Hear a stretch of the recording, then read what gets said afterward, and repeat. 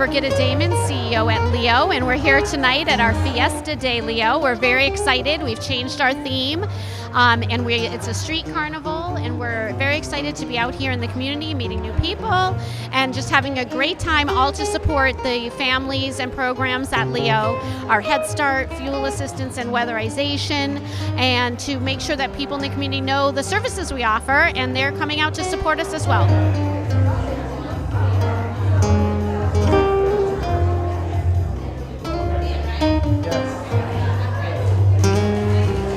Hi, my name is Julie Habeisen, and I work for Lynn Economic Opportunity, Leo, and I'm in the Office of Development and Communications, and we're so excited to be at the Lynn Museum tonight having Fiesta De LEO, which we've been planning for a long time, something that really honors the heritage of the community, on the idea of a Mexican street fair. So we have tons of games, henna tattoos, a taco bar, we've got margaritas, and hopefully people are coming and they're generous to our mission, which is to elevate and alleviate the situation of a lot of our fellow community members in Lynn.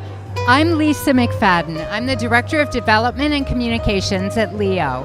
And I feel so privileged to be here and to be among a community that shows this type of support.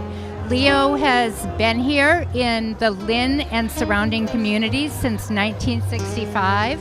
We've been responsible for Head Start education for over 400 children annually, and we do an increasing amount of community outreach within our neighborhoods and with especially the immigrant population here in Lynn.